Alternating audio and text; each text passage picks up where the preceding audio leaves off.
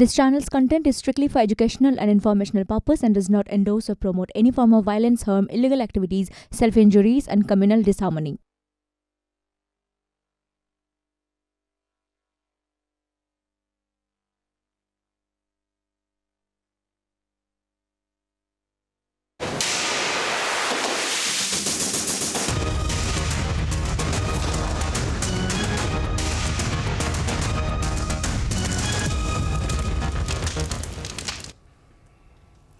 নমস্কার, আপনারা এই অনুষ্ঠানে আপনাদের সবাইকে স্বাগত জানাই।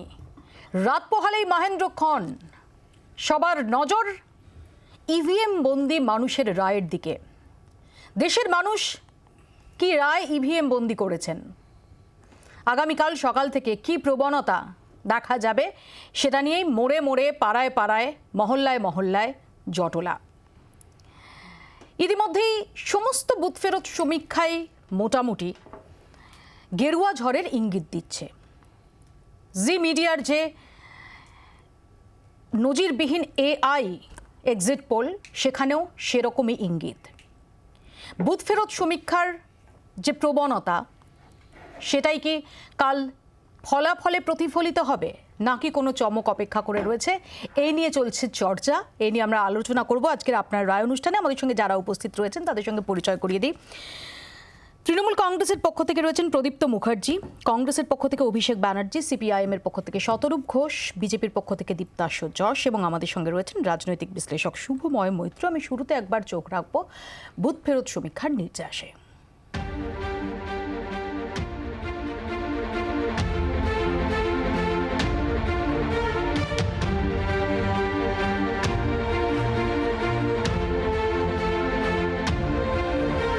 अब की बार 400 পারের টার্গেট বেঁধে ভোট প্রচারে নেমেছিলেন প্রধানমন্ত্রী নরেন্দ্র মোদী। প্রায় প্রতিটি বুথ ফেরত সমীক্ষার কথা মানলে 400 পার না হলেও अब की बार মোদী সরকার অন্তত নিশ্চিত। সেক্ষেত্রে টানা তৃতীয়বার প্রধানমন্ত্রীর কুর্সিতে বসবেন নরেন্দ্র মোদী, ছুঁয়ে ফেলবেন জওহরলাল নেহরুর রেকর্ড। সি ভোটারের সমীক্ষা অনুযায়ী দেশ জুড়ে এনডিএ পেতে পারে 339 থেকে 396টি আসন, ইন্ডিয়া শিবির পেতে পারে 139 থেকে 189টি আসন, অন্যান্য দলগুলির ঝুলিতে যেতে পারে 4 থেকে 12টি আসন। ম্যাট্রিজের পূর্বাভাস 368টি আসনে জিততে পারে এনডিএ, ইন্ডিয়া পেতে পারে 125টি আসন, 50টি আসনে জিততে পারে অন্যান্য দলগুলি। টুডেজ চাণক্যর বুথ ফেরত সমীক্ষা বলছে 385 থেকে 415টি আসন জিততে পারে এনডিএ, ইন্ডিয়া পেতে পারে 96 থেকে 118টি ভোট, 27 থেকে 45টি আসন যেতে পারে অন্যান্য দলগুলির ঝুলিতে। শুধু দেশ নয়, বুথ ফেরত সমীক্ষা অনুযায়ী বাংলায় তৃণমূলের চেয়ে এগিয়ে বিজেপি। সি ভোটারের সমীক্ষা অনুযায়ী রাজ্যে 13 থেকে 17টি আসন পেতে পারে তৃণমূল, বিজেপি পেতে পারে 23 থেকে 27টি আসন, বাম কংগ্রেসের ঝুলিতে যেতে পারে 1 থেকে 3টি আসন। ম্যাট্রিজের সমীক্ষা অনুযায়ী 16 থেকে 20টি আসনে জিততে পারে তৃণমূল, বিজেপি জিততে পারে 21 থেকে 25টি আসনে, সর্বোচ্চ একটি আসন পেতে পারে বাম কংগ্রেস শিবির। টুডেজ চাণক্যের মতে রাজ্যে 12 থেকে 22টি আসন জিততে পারে তৃণমূল, বিজেপি জিততে পারে 19 থেকে 29টি আসন, সর্বোচ্চ 2টি আসন যেতে পারে বাম কংগ্রেস শিবিরের ঝুলিতে।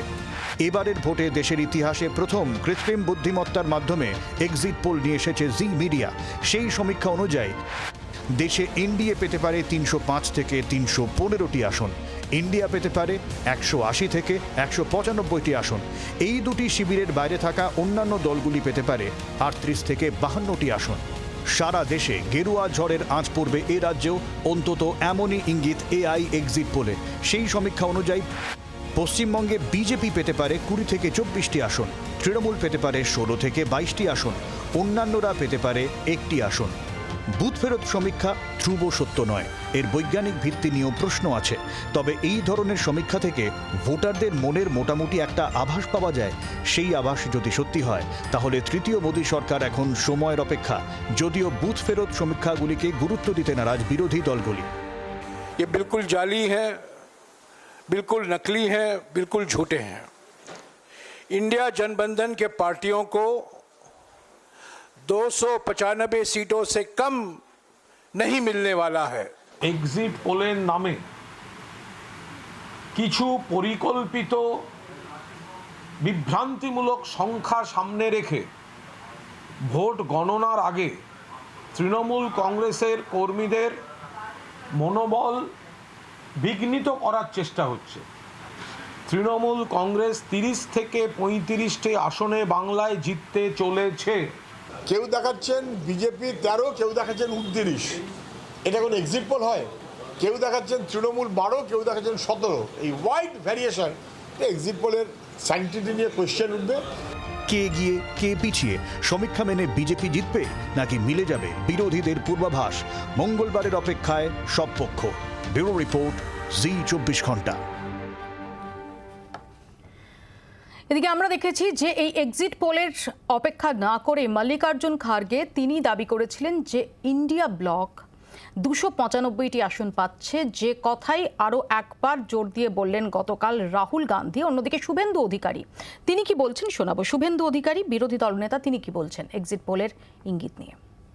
তৃণমূল কংগ্রেসের থেকে ভারতীয় জনতা পার্টির আসন বেশি থাকে, আমি সংখ্যার মধ্যে যাব না। এ রাজ্যের প্রেক্ষিতে বিরোধী দলনেতা তার দাবি যে তৃণমূল কংগ্রেসের থেকে বিজেপির আসন বেশি থাকবে, অর্থাৎ এ রাজ্যে একক সংখ্যাগরিষ্ঠ দল হিসেবে সবচেয়ে বেশি আসন পাবে বিজেপি, দাবি করছেন বিরোধী দলনেতা।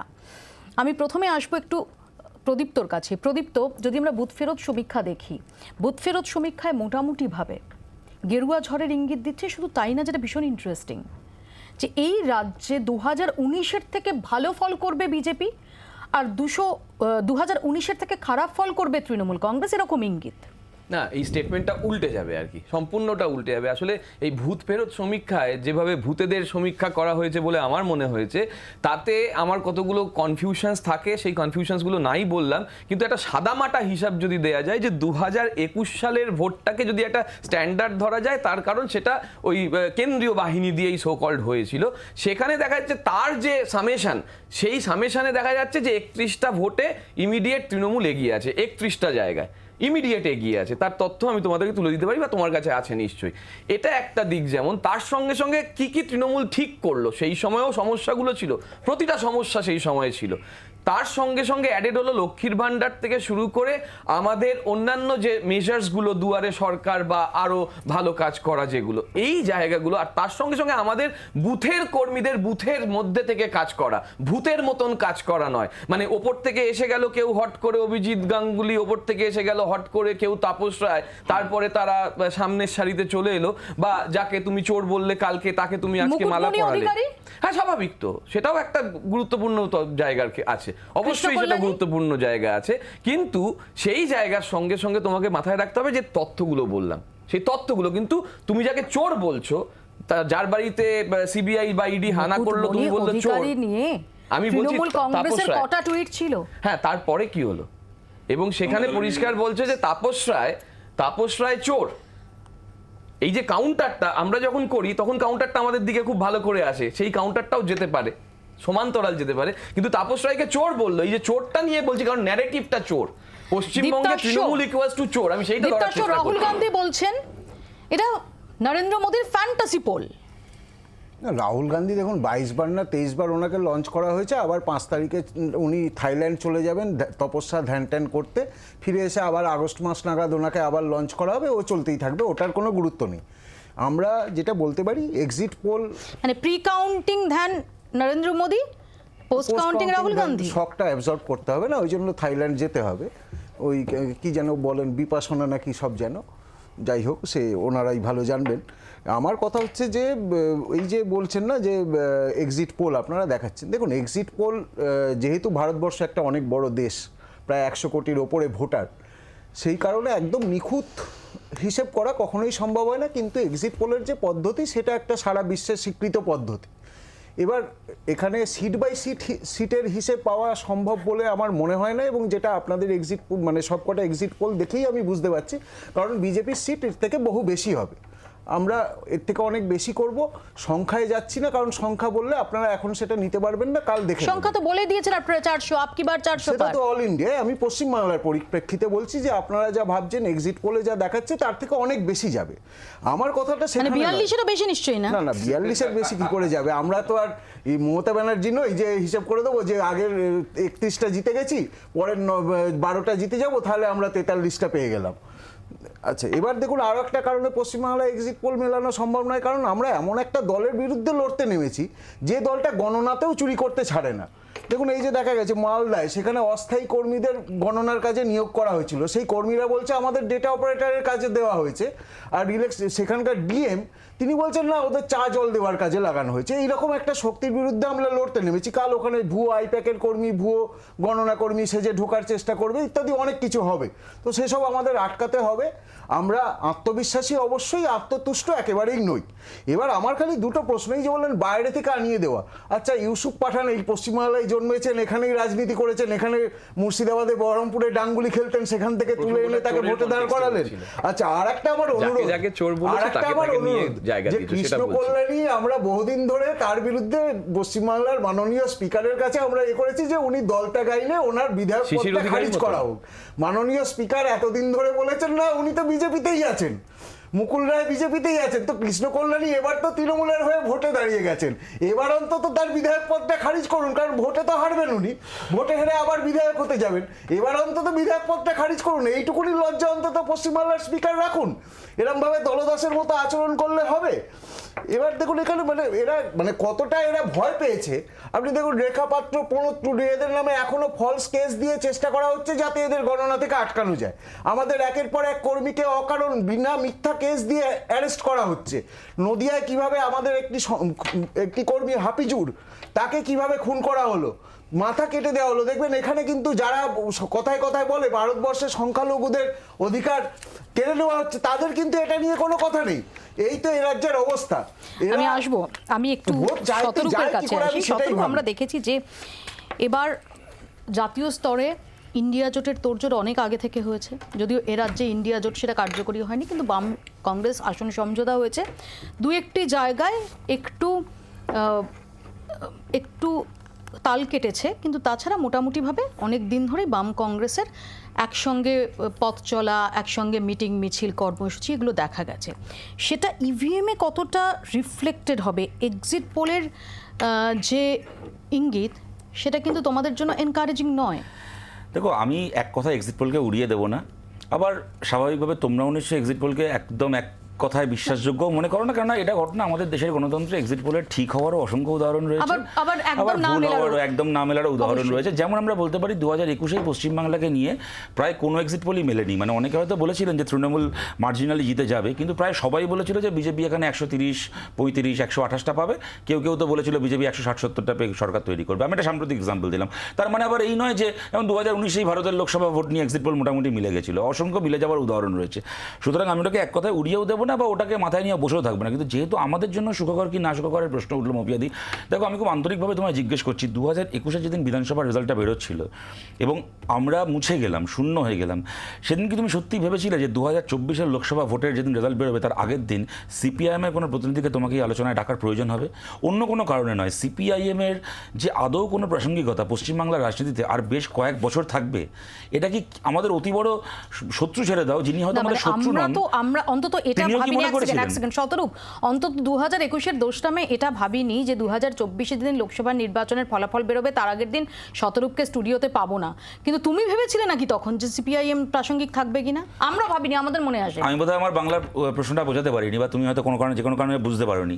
আমি বলছি না, আমি বাংলা মিডিয়াম। না, তুমি বাংলা মিডিয়াম হলেও যে সবাই খুব ভালো বাংলা হতো, তাহলে হয়তো আমি বাংলা ঠিক করে বলতে পারি। আমি তো সেই অপশনটাও প্রথমে দিয়ে রেখেছি। দেখো, আমার এই কথাটাও তুমি ঠিক করে মানে বুঝতে পারলে না।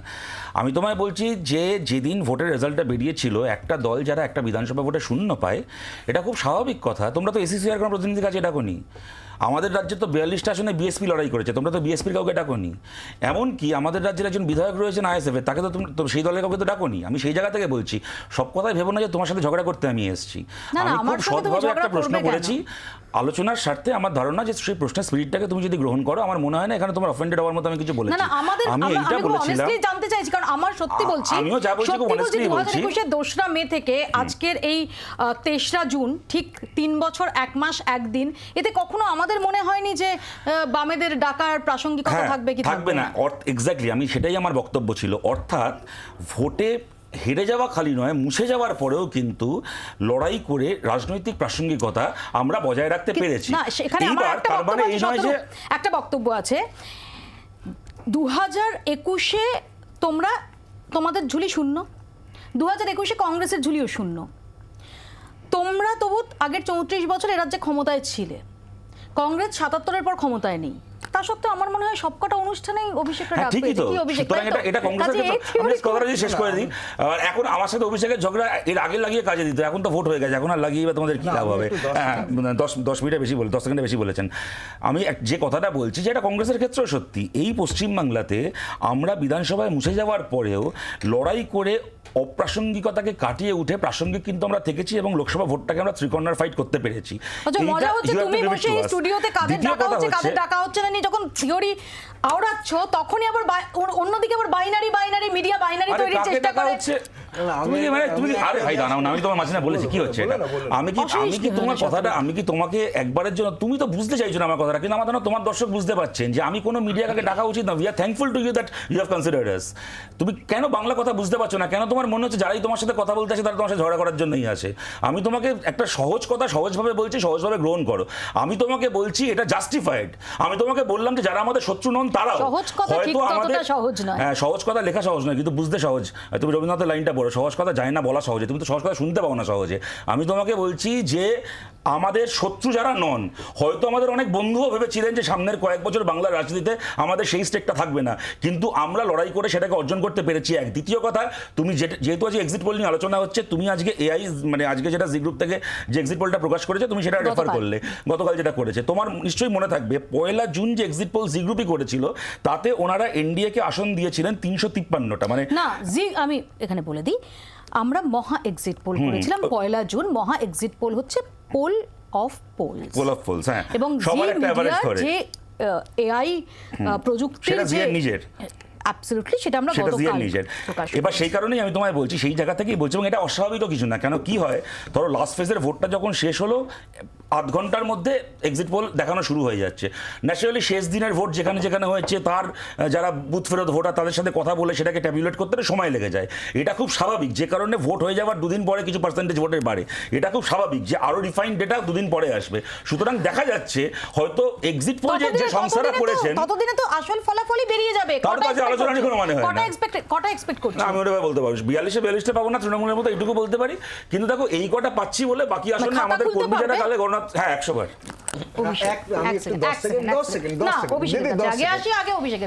আচ্ছা দেখো, আমরা যেহেতু এই মুহূর্তে যে এক্সিট পোলটা হচ্ছে বা যেগুলো আছে সেখানে আমরা যেহেতু খুব ভালো সংখ্যা পাচ্ছি না বলে হয়তো আমার এই যুক্তিগুলোকে খুব সুদূর পরাহত যুক্তি মনে হতে পারে, কিন্তু দুটো উত্তর আছে। এক, কাউকে কটাক্ষ করছি না, কিন্তু বাংলার নিরিখে আমার বারবার মনে হয় এক্সিট পোলের অবস্থা একদম টেনিদার মতো। বারবার পরীক্ষা দেয়, প্রচণ্ড ভালো পরীক্ষা দেয় কিন্তু ফেল করে যায়। 2011 নির্বাচনে তৃণমূল আসছে সবাই জানতো, কিন্তু বুদ্ধ ভট্টাচার্য ছাড়বে কেউ জানতো না। এক্সিট পোল বলেছিল বুদ্ধ ভট্টাচার্য জিতবে। 2011 ছেড়ে দাও, 2016-তে বাম কংগ্রেস প্রায় সরকার ঘোষণা করে দিচ্ছে। এগুলো কিন্তু এক্সিট পোলের মাধ্যমেই হয়েছিল। আমরা কিন্তু মানে ডিস্ট্যান্ট সেকেন্ড হয়েছিলাম। আমি কেন এই প্রসঙ্গটা বললাম, এবং এটা শুধু বাংলা না ভারতবর্ষের ক্ষেত্রে প্রযোজ্য। 2023 সালের নভেম্বর মাসে 5টা রাজ্যের যে এক্সিট পোল হয়েছিল, কংগ্রেস প্রায় সরকার গঠন করে দিচ্ছে। তারপরে আমরা লেজে গোবরে হয়েছিলাম। আবার উল্টোটাও সত্যি, কেউ বলেনি হিমাচল প্রদেশ বা কর্ণাটকে কংগ্রেস এরকম ল্যান্ডস্লাইড ভিক্টরি পাবে, আমরা পেয়েছিলাম। এবার এর কারণটা কি? ডেটার দেখো, একটা তো রাজনীতির যুক্তি, আর আমি যেটা করে খাই সেটা কি বলতে চাইছো অভিষেক, এখন নির্বাচন কমিশনের নিয়ম অনুযায়ী যখন একের পর এক ফেজ চলে তখন তো এক্সিট পোল দেখানো যায় না লাস্ট ফেজ হওয়ার পর। তো যদি আগের মতো থাকতো তাহলে কি মাইনারে ভোটের পর যদি এক্সিট পোল হতো তারপর রাহুল গান্ধী আর দ্বিতীয় সিট থেকে কন্টেস্ট করতেন না? দেখো, রাহুল গান্ধী দ্বিতীয় সিট থেকে বা রাহুল গান্ধী আরও 5টা সিট থেকে করতেন কিনা সেটা রাহুল গান্ধীর ব্যক্তিগত ব্যাপার, আমি ওই দিকটাতে যাচ্ছি না। কারণ 2014 সালে নরেন্দ্র মোদী একই সঙ্গে বেনারস এবং গুজরাট কেন লড়াই করেছিলেন সেই যুক্তি আমি দিতে পারবো না। কিন্তু আমি তোমাকে আমার প্রফেশনাল জায়গা থেকে বলি, আমি ডেটা বিক্রি করে খাই। সেখানে দাঁড়িয়ে এই এক্সিট পোলগুলোর কিছু মূলগত সমস্যা আছে।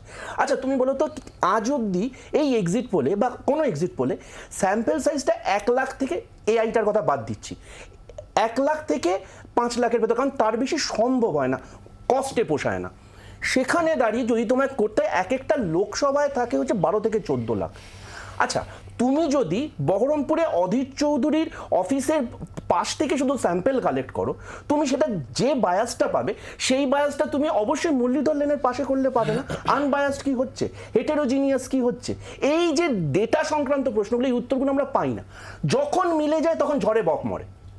এবার তারপরে যে কোন ফকিরের কেনামতি পড়ে আমরা কিচ্ছু জানি না। আমি একটু শুভময়দার কাছে আসি। শুভময়দা, জাস্ট একটা লাইন অ্যাড করব।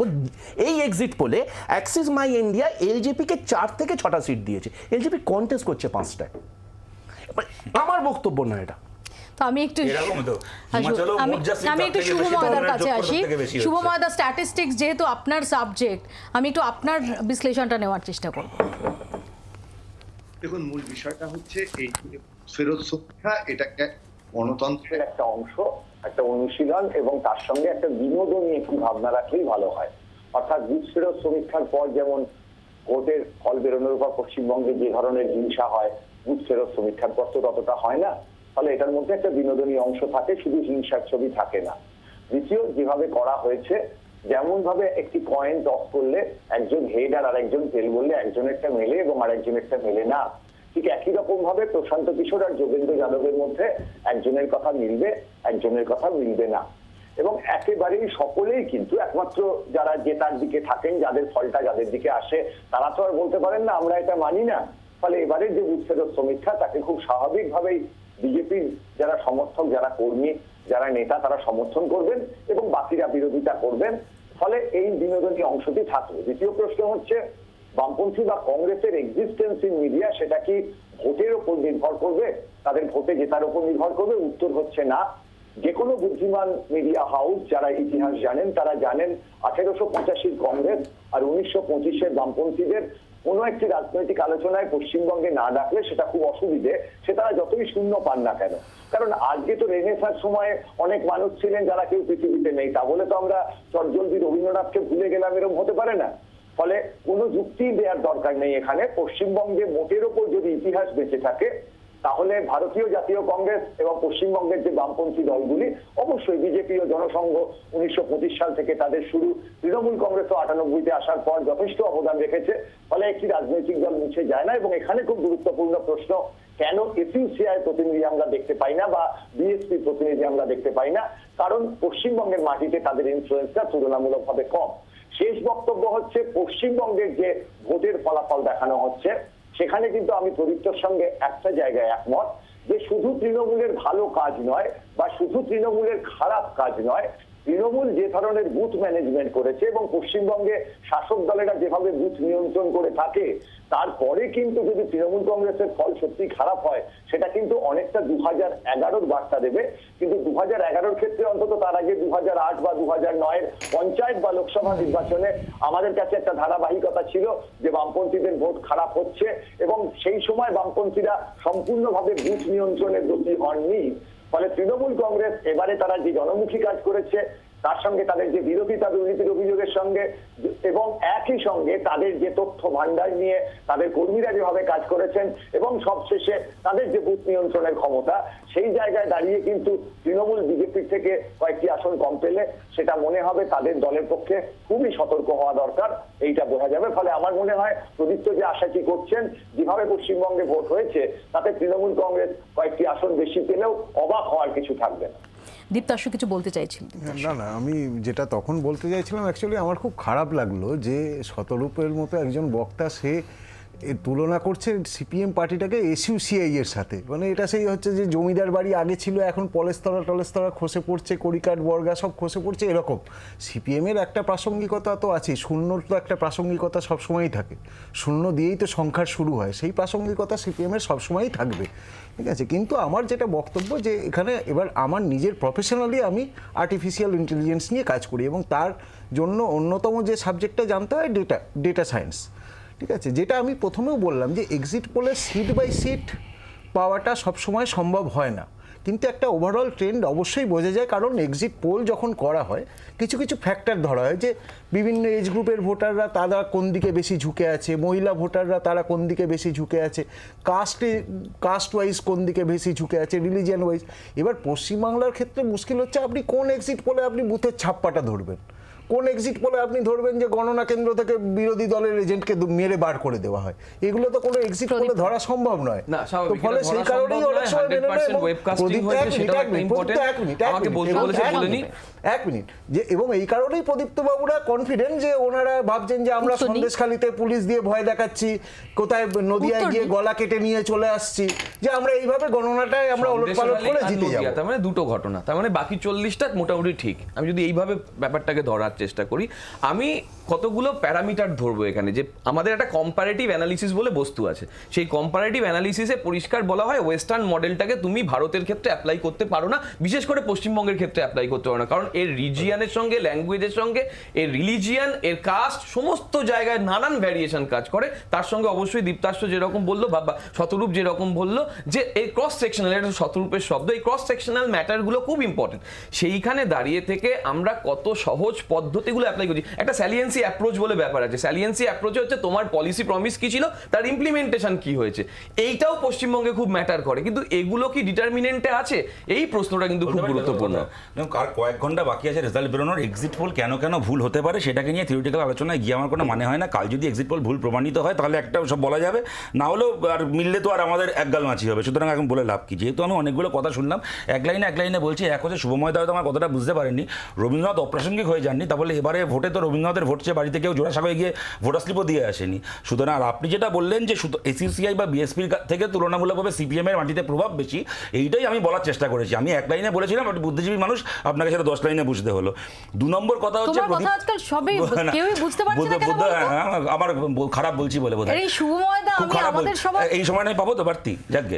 দ্বিতীয় কথা হচ্ছে যে প্রদীপ্ত যেটা একটা বড়াই করলো ওয়েবকাস্টিং এর, সেটা হচ্ছে যে প্রদীপ্ত তোমার জানা আছে 2021 থেকে বা তার আগে থেকে যে ওয়েবকাস্টিং হচ্ছে, যে বুথে আমরা দেখছি কাগজ দিয়ে হচ্ছে তো সিসিটিভি বন্ধ করে দেওয়া হচ্ছে, যে বুথের ভেতর তৃণমূলের পোলিং এজেন্ট দাঁড়িয়ে একটার পর একটা ছাপ্পা মেরে যাচ্ছে, সব তো আমরা ওয়েবকাস্টিংয়ে দেখেছি।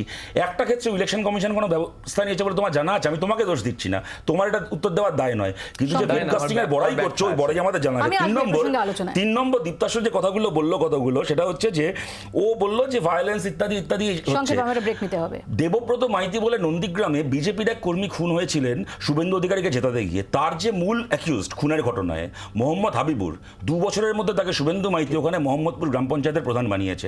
তারপরে স্টুডিওয়ে বসে শুভেন্দু অধিকারী মার্জনা করবেন, তারপরে ও টিভিতে বসে ও তৃণমূলের ভায়োলেন্সের গল্প শোনাচ্ছে। ছোট্ট একটা বিরতি আমাকে নিতে হবে, ছোট্ট একটা বিরতির পর ফিরছে, দেখতে থাকুন আপনারা।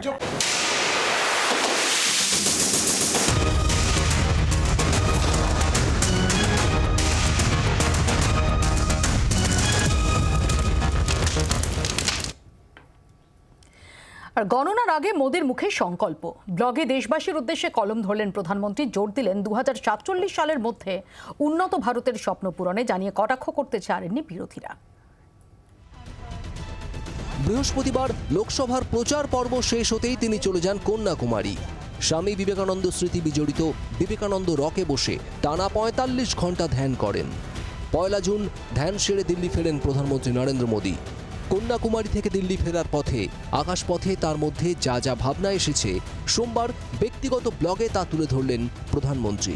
জোর দিলেন 2047 সালের মধ্যে উন্নত ভারতের স্বপ্ন পূরণে। ব্লগে দেশবাসীর উদ্দেশ্যে প্রধানমন্ত্রী লেখেন, 10 বছরে 25 কোটি মানুষকে দারিদ্র সীমার উপরে তুলে এনে সরকার নজির সৃষ্টি করেছে। আজকে দাঁড়িয়ে ভারতের উন্নতি শুধু এই দেশকে নয়, ভারতের উপর নির্ভরশীল একাধিক দেশের উন্নয়ন করছে। প্রধানমন্ত্রীর মতে বিকশিত ভারত তৈরি করার ক্ষেত্রে আরও কঠোর পরিশ্রম করতে হবে, কাজ করতে হবে জিরো ডিফেক্ট জিরো এফেক্ট মন্ত্র নিয়ে। স্বামী বিবেকানন্দের কথা মনে করিয়ে প্রধানমন্ত্রী লিখেছেন, 1897 সালে স্বামীজি আগামী 50 বছরের জন্য দেশের জন্য কাজ করার বার্তা দিয়েছিলেন। দেখা যায় ঠিক 50 বছর পরই 1947 সালে ভারত স্বাধীনতা পেয়েছিল।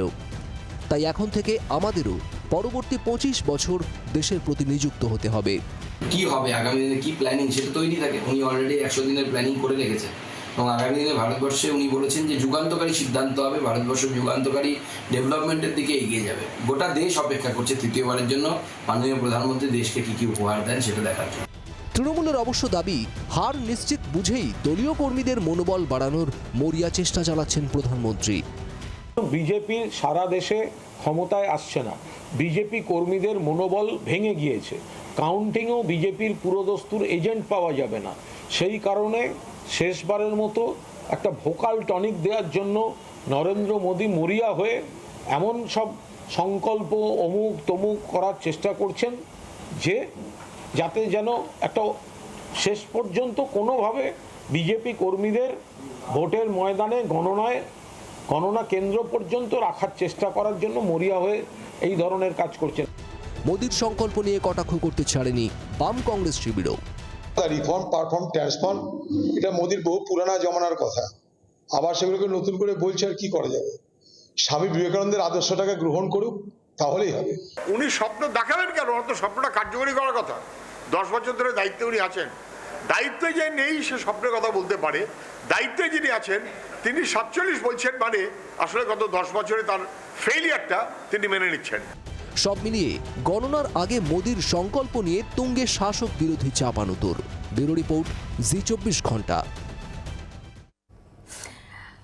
আমি অভিষেকের কাছে আসি। অভিষেক, গণনার আগেই প্রধানমন্ত্রীর মুখে সংকল্পের কথা, গণনার আগেই মুখ্যমন্ত্রীর মুখে আরও 25 বছর সামনে রেখে পরিকল্পনার কথা। দেখো, সংকল্প না কষ্টকল্প সেটা আগামীকাল আমরা এই 12টা-1টা নাগাদ আমরা সবাই বুঝতে পারবো, ওটা ভেবে লাভ নেই। কিন্তু এই সংকল্পের ভেতর আমি আশা করেছিলাম অন্তত 30 লাখ কেন্দ্রীয় সরকার। সত্যি মনে করছো যে 295 যে নাম্বারটা মল্লিকার্জুন খাড়গে থেকে শুরু করে রাহুল গান্ধী বলছেন, সে 295 সংখ্যা কি? দেখো, আমরা তো আশা করতে না, আপনি আশা না করতে পারলে তো লড়তেই পারবো না, কিন্তু ওই দিকে যাচ্ছি না। আমাকে একটা কথা বলো, সংকল্পের ভেতর আমরা যেটা চেয়েছিলাম বা সবাই চেয়েছিল 30 লাখ কেন্দ্রীয় সরকারি শূন্যপদ যাতে ভর্তি হয়, তুমি সংকল্পতে একটা লাইন পেয়েছো? আমরা কিন্তু সংকল্পে বলেছিলাম ছেড়ে দাও, আমরা ধরে নিলাম বাংলা থেকে 18টা বিজেপির সাংসদ এবার তার থেকে বেশি পাবে। গতবার যখন বাংলাকে ধ্রুপদী ভাষা থেকে কেটে দেওয়া হয়েছে, 18 জনের একজনও আওয়াজ তুলেছিল। আমরা চাই এবার আওয়াজটা তুলুক, একজন গেলেও আওয়াজটা তুলুক। আমাদের অধীর চৌধুরী আওয়াজ তুলেছিল। আমার গত 10 বছরে একটা IIM বলো, IIT বলো, এইমস বলো, কিচ্ছু তৈরি হয়নি বাংলায়। এখান থেকে 18 পাক কি 20 পাক। আরে আমার এখানে বাথরুম তৈরি করা এবং জল দেওয়াটা কেন্দ্রীয় সরকারের কাজ নয়, তার জন্য মিউনিসিপ্যালিটি আছে। মিউনিসিপ্যালিটি কাজ না করে তাকে শোকজ করো। তুমি আমার রাজ্যের জন্য কি করেছো? সুকান্ত বাবু দীর্ঘদিন ধরে এখানকার একজন গুরুত্বপূর্ণ নেতা, তার একমাত্র অ্যাচিভমেন্ট নাকি এখান থেকে একটা ট্রেন চালু করেছেন। ইনস্টিটিউট কোথায়? সেন্ট্রাল গভর্নমেন্ট ইনস্টিটিউটগুলোর এখানে ফাঁকা জায়গাটা কে ভর্তি করবে? আমাদের সময় একটা গণিকান ছিল, একটা প্রিয়দা ছিল,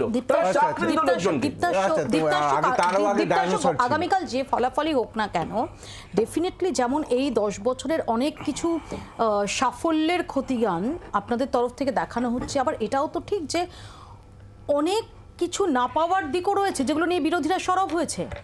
সেগুলোকে আশু অ্যাড্রেস করার কোনো ইঙ্গিত, যদি সত্যি কাল এই বুথ ফেরত সমীক্ষার যে ইঙ্গিত সেটাকে সত্যি প্রমাণ করে নরেন্দ্র মোদী তৃতীয়বারের জন্য মসনদে আসছেন, সেগুলো অ্যাড্রেস করার কোনো তাগিদ রয়েছে? দেখুন, দেশকে 75 বছর ধরে একটা পুরনো সোভিয়েত মডেল, যে সোভিয়েত দেশটাই উঠে গেল, সেই মডেলটা আঁকড়ে ধরে ক্রমশ পিছিয়ে নিয়ে যাওয়া হয়েছে। 1991 সালে পিভি নরসিংহ রাও সেটাকে পাল্টানোর একটা চেষ্টা করেছিলেন, এবং তারপরে পিভি নরসিংহ রাওয়ের সাথে কংগ্রেস কী কী করেছিল আমরা সবাই সেটা জানি। তাকে আমরাই ভারতরত্ন দিয়েছি। এবার এই যে নানা রকম সমস্যা তৈরি করা হয়েছে, সেই সমস্যাগুলো সবটা তো 10 বছরের সমাধান করা সম্ভব নয়। এটা কেউই বলবে না যে সব সমস্যার সমাধান হয়ে যাবে 10 বছরে। ওনার কাছে মনে হতে পারে, হ্যাঁ, ওনার মনে হতে পারে যে বাথরুমের প্রয়োজনীয়তা নেই, কিন্তু আমি গ্রামের বাড়ি, আমার গ্রামের ছেলে, আমি জানি যে একটা গ্রামের মানুষের কাছে তাকে যদি একটা বাথরুম সরকার করে দেয়, সেটা তার কাছে কত বোঝাতে প্রয়োজন। আচ্ছা, আপনি বলে নেবেন, আপনি বলেছেন কেন্দ্রীয় সরকার, আপনার বোঝানোর সময় ছিল তখন বলেছেন তো অফিসে। এবার তাহলে কিন্তু আর আপনাকে বলতে দেবো না, আপনাদের পঞ্চায়েত প্রধানমন্ত্রী চেঁচিয়েও 100 কোটি পেরোবে না। ডায়নোসর আর কংগ্রেস দুটোই এক, কোনো অস্তিত্ব নেই। হ্যাঁ, তো এবার এটা একটা প্রসেস, এবং আমরা বলেছি 2047 অবধি এই প্রসেস চলে, আমরা ফার্স্ট ওয়ার্ল্ডে যাবো। আপনি দেখুন, যখন আমরা 2014 সালে আমরা দায়িত্বে আসি, ভারতবর্ষের ইকোনমি ছিল 12 কি 14 নম্বরে। আজকে 10 বছরের মাথায় আমরা এসেছি 5 নম্বরে, এবং আমরা টার্গেট করছি যে আগামী 5 বছরে আমরা এটা প্রথম 3-এর মধ্যে যাব। তো উন্নতি হচ্ছে। এর আগে আপনি দেখুন, এখানে আমরা গত 10 বছরে মোবাইল ম্যানুফ্যাকচারিংয়ে ভারত আজ বিশ্বের দ্বিতীয়। অস্ত্র, আগে আমাদের বিপুল পরিমাণ অস্ত্র আর্মস এগুলো বাইরে থেকে আমদানি করতে হতো, সেখানটায় আমরা ক্রমশ কমাচ্ছি, এখন উল্টে আমরা বাইরের দেশকে অস্ত্র সাপ্লাই দিচ্ছি, ব্রহ্মোস মিসাইল সব দেশ চাইছে, তো এগুলো তো হচ্ছে। এবার ওনারা মনে করছেন ওনাদের কাছে উন্নতি মানে একমাত্র যে রাহুল গান্ধীর উন্নতি, সেটা হচ্ছে না, কি করা যাবে? এবার যে ছেলে ক্লাস 1 পাস করতে পারে না তাকে যদি 10-এর পরীক্ষায় বসায় সে তো পাস করবে না, এটা জানাই। আমি শতরূপের কাছে আসি। শতরূপ, নরেন্দ্র মোদীর ব্লগে সংকল্পের প্রসঙ্গ 2047 সালের মধ্যে উন্নত ভারতের স্বপ্ন পূরণে তিনি জোর দিচ্ছেন। দেখুন, আমার মনে হয় আপনি খুবই ভালো কাজ করছেন। এইসব এই টার্গেট সেট করলে বা সংকল্প ঘোষণা করলে এরকম সময়কালের মধ্যেই ঘোষণা করা উচিত। যতদিনের কথা বলছি ততদিন আমিও বাঁচবো না, যারা আজকে শুনছে তাদের মধ্যে অর্ধেক বাঁচবে না, সুতরাং কেউ হিসাব নেওয়া থাকবে না, মিটে গেল। যা মাঝখানে কথা, এই অভিষেকের বেলা একরকম নিয়ম, আপনার হ্যাঁ মোদি থাকবে না, কেমন?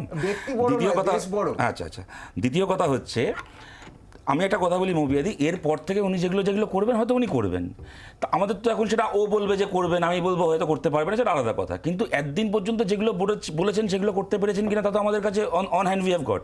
এবারও বলবে যে এগুলো না করতে পারা সত্ত্বেও বিজেপি 400 আসন পাবে হয়তো।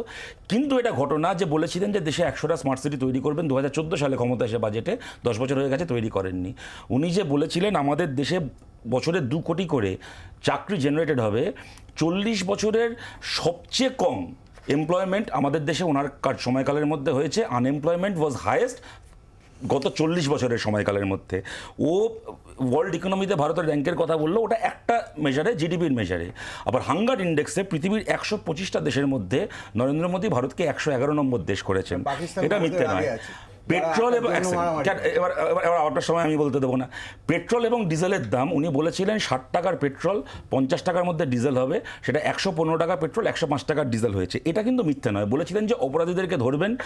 অন্যান্য দলের, বিজেপির কথা ছেড়ে দিলাম, অন্যান্য দলের, কংগ্রেস হতে পারে, এনসিপি হতে পারে, অন্যান্য দলের হতে পারে, 29 জন এমন নেতা যাদের নামে হাজার কোটি টাকা তদন্ত চলছে, বিজেপি জয়েন করেছে, 23 জনের নামে ইডিসিবিআই তদন্ত বন্ধ হয়ে গেছে। এগুলো কিন্তু দেখছি আমরা। প্রদীপ্তর কাছে এখানেই আসবে যে প্রকল্প, এগুলো না সংকল্প না, এগুলো না প্রকল্প।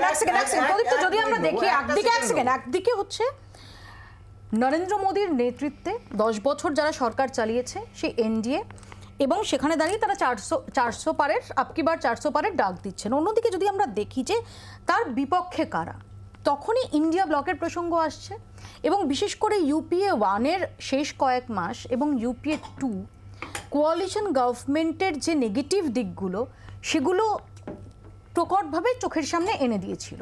সেই জায়গায় দাঁড়িয়ে কোথাও, যেমন যখন মল্লিকার্জুন খাড়গেও 295 বলছেন, তিনি তো জোর দিয়ে বলতে পারছেন না যে শুধুমাত্র কংগ্রেস একক সংখ্যাগরিষ্ঠতায় ক্ষমতায় আসবে, তাকে ইন্ডিয়া ব্লকের কথা বলতে হচ্ছে। এখানে দুটো দিকের কথা তুমি বললে, এখানে কি কোথাও কি মানুষের এই যে বুথ ফেরত সমীক্ষায় আবারও বলছি যে কি হবে আগামীকালই জানা যাবে, কিন্তু যদি এই প্রবণতাই বহাল থাকে তাহলে কি এই যে সশক্ত সরকারের পক্ষে, স্থায়ী স্থিতিশীল সরকারের পক্ষে মানুষের রায়ের প্রবণতা সেটাই জোরালো হবে না? লিডারশিপ তো একটা বড় ফ্যাক্টর এক্ষেত্রে। ওই জন্যই তো মোদি বড় না দেশ বড়, এটা নিয়ে বড় বিতর্ক হয় যে মোদির সরকার না বিজেপির সরকার না দেশের সরকার, সেই বিতর্কে ওরা নিজেরাই পা গলায় আর কি। কিন্তু আমি অভিষেকের থেকে একটু এগিয়ে যাব, পলিসি ডিসিশনটা খুব ইম্পর্টেন্ট। কারণ এই যে 100 দিনের কাজ করেছে কে? আগের সরকার। এই যে খাদ্য সুরক্ষা করেছে কে? আগের সরকার। আরটিআই করেছে কে? আগের সরকার। যা বলা হয়েছিল সেটা ডেলিভারি দেওয়া হয়েছিল, ওটাই আমি স্যালিয়েন্সি অ্যাপ্রোচের কনটেক্সটে বলেছিলাম। আবার দেখো, এরা বললো ডিফেক্টিভ থেকে বেরিয়ে গিয়ে এফেক্টিভ হতে হবে। তার মানে যে ডিফেক্টগুলো দেখা গেছে সেগুলো কিছুটা চিহ্নিত। 100 দিনের কাজ যে সব ইউপিএ 1-এর আমলে হয়েছে, 100 দিনের কাজ, সেই সময় তৃণমূল কংগ্রেস কোন পক্ষে ছিল? পক্ষে বিপক্ষের কথা না, তৃণমূল কংগ্রেস বিপক্ষ যায়নি, এটার বিপক্ষে তৃণমূল কংগ্রেস যায়নি, এটা তোমার পয়েন্ট রাখতে হবে। কিন্তু আমার বক্তব্য হচ্ছে শতরূপ যেখানে কিছু ডিফেক্ট দেখিয়ে দিল, যে ডিফেক্টগুলো আজকে রয়েছে, তার সঙ্গে আমি যদি অ্যাডিশন করি, টাকার দাম ডলারের সমান করে দেবো, কে বলেছিল? এই ডিফেক্টিভ প্রধানমন্ত্রী করেছিলেন। রেল লাইন সোনায় মুড়ে দেবো, রেলের এত সম্পদকে যদি প্রকৃত প্রস্তাবে ব্যবহার করে দেওয়া যায়, কে বলেছিল? এই ডিফেক্টিভ প্রধানমন্ত্রী। না, সে তো নির্মলা সীতারামনের ঐতিহাসিক উক্তি রয়েছে যে টাকার দাম কমেনি, হ্যাঁ ডলারের দাম বেড়ে গেছে। না আমি শেষ করে দিই পরে শুধু তোমার আমার সময়টা ফেরত দিয়ে দেবো। থাইল্যান্ডে এয়ারপোর্ট থেকে কেউ থাইল্যান্ডে শোনায় না এয়ারপোর্টে ধরা পড়েছিল, তারপরে এয়ারপোর্টে সিআইএসএফ কি করছিল, মোদি পুলিশ কি করছিল, উনি দিয়ে বরণ করছিল, এইখানেই প্রমাণ হয়ে যায় যে তৃণমূলের পুলিশ দিয়ে বিজেপি ধরতে গিয়ে চলে গেল। থাইল্যান্ডে ধরা ছিল কি হলো?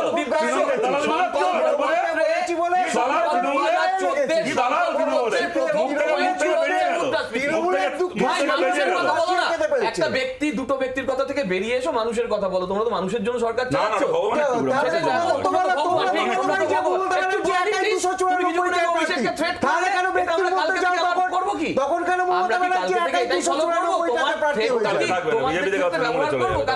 আমি বলছি তোমার থ্রেটটা মনে আছে?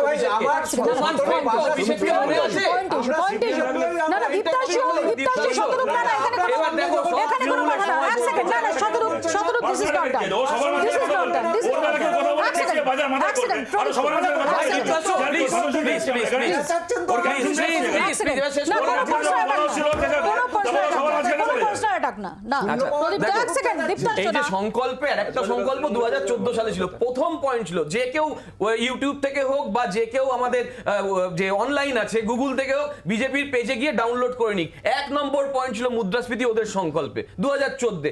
আজকে 2013-র মুখ্যমন্ত্রী যিনি নরেন্দ্র মোদী, তিনি বলেছিলেন প্রধানমন্ত্রী অর্থাৎ মনমোহন সিং মুদ্রাস্ফীতি নিয়ে কথা বলে না। আজকে এরা তো ঠিকই বলেছিলেন, সেই সময় নরেন্দ্র মোদী মুখ্যমন্ত্রী ঠিক বলেছিলেন যে প্রধানমন্ত্রী মুদ্রাস্ফীতি নিয়ে কথা বলেন না। সব থেকে ডিফেক্টিভ এই জায়গায়, এফেক্টিভ করতে পারেনি। উনি বলেছিলেন কালো টাকা ফেরত আনবো, বিমুদ্রাকরণ করব, সন্ত্রাস বন্ধ করব। কি হলো? 40 জন জওয়ান মারা গেলেন। আজকে উনি মঙ্গলসূত্রের কথা বলছেন। উনি তো 40 জন শহীদের বউয়ের মঙ্গলসূত্র। ছোট্ট একটা বিরতির পর ফিরছি, শুভময়দার কাছে ফিরবো, দেখতে থাকুন আপনার রায়।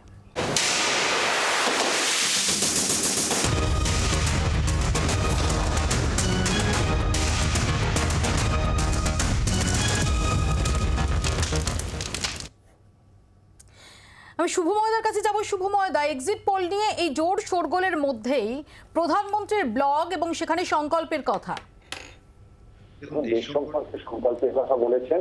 আমার ধারণা নিশ্চয়ই অনেক ডেটা দেখেই বলেছেন। দুদিনের ধ্যানে যে গোটা ডেটাটা জেনে ফেলেছেন বা একটা ভবিষ্যতের সংকল্প করেছেন এমন তো নয়। ফলে আমরা চাইবো আগামী দিনে বিজেপি যদি ক্ষমতায় আসে তাহলে তথ্য ভিত্তিক, এবং বিজেপির তো অনেকেই আছেন যারা ডেটা বোঝেন, ধ্যানের মাধ্যমে নয় তথ্য ভিত্তিক আলোচনার মাধ্যমে বিজেপি আগামী দিনের পথ দেখাবে। তারা তো সব সার্ভেতে জিতেই গেছেন। আর দ্বিতীয় বিষয়টা খুব গুরুত্বপূর্ণ, সেটা হচ্ছে আবার একটা নতুন সরকার আসছে। আপনাদের আলোচনার মাঝে মাঝে আমরা দেখতে পাচ্ছি যে আপনারা সংবাদ মাধ্যমের স্বাধীনতার কথা বলছেন। আমরা কিন্তু আগামী দিনে সত্যিই এমন একটা দেশ চাই যে দেশে আমরা আজকে যেভাবে কথা বলছি, যেভাবে ঝগড়া করছি, সেটা যেন করতে পারি।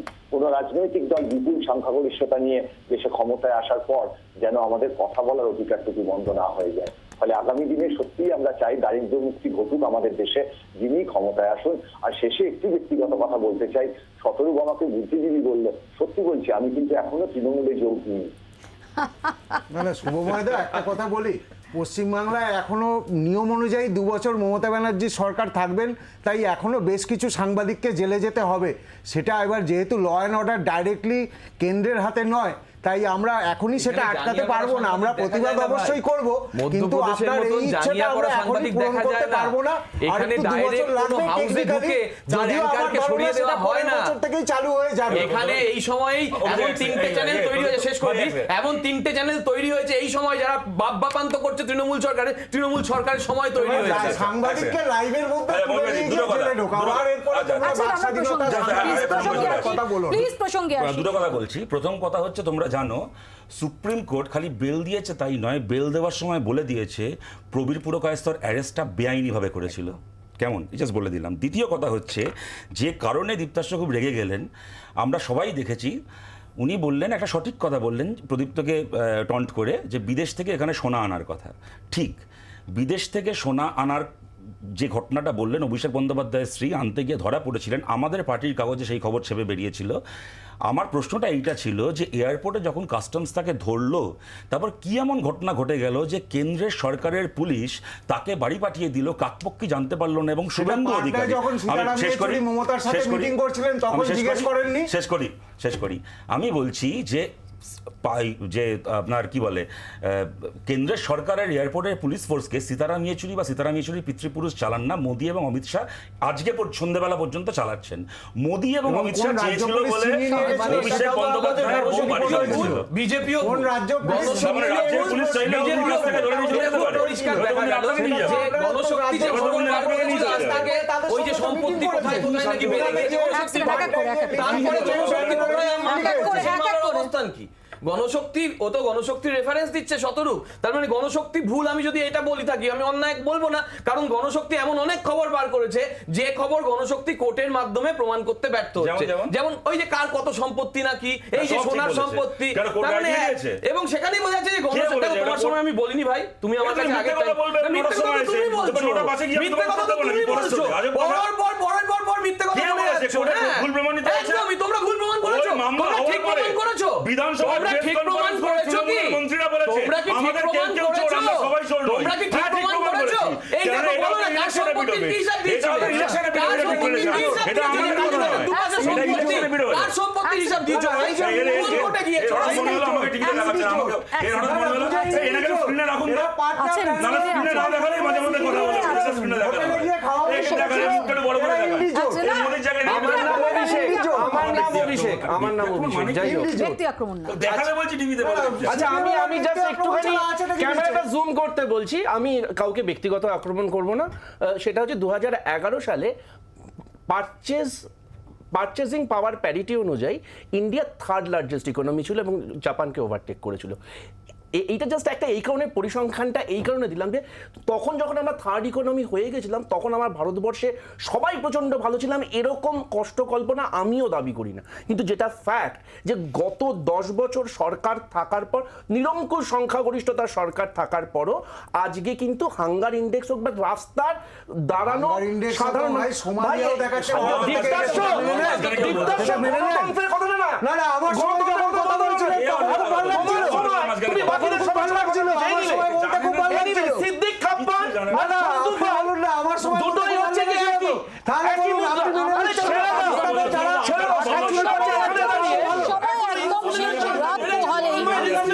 রাত পোহালেই সেই দিন আগামী 5 বছর দেশ চালানোর স্টিয়ারিং হুইল কার হাতে থাকবে, জনতা জনার্দন কি রায় দিয়েছে তা জানা যাবে। আর আগামীকাল ভোর 6টা থেকে প্রত্যেক মুহূর্তের নিখুঁত আপডেট নিয়ে দেশের 543টা এবং এ রাজ্যের 42টা লোকসভা কেন্দ্রের নির্ভুল নিখুঁত আপডেট নিয়ে আমরা পৌঁছে দেব আপনাদের ড্রয়িং রুমে। দেখতে থাকুন জি24 ঘন্টা। বাংলার আওয়াজ, বাঙালির আবেগ, জি24 ঘন্টা।